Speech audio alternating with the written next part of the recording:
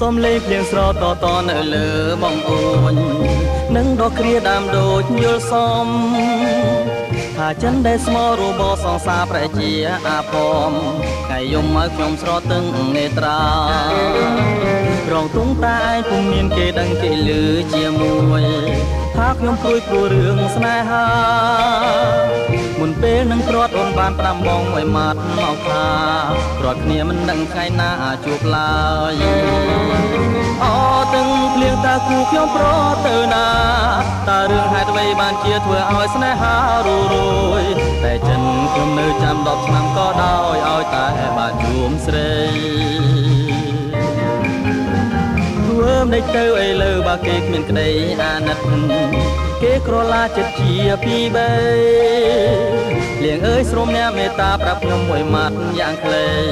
សោះខ្ញុំក្រៀមក្រមរីរៃអរ៉ា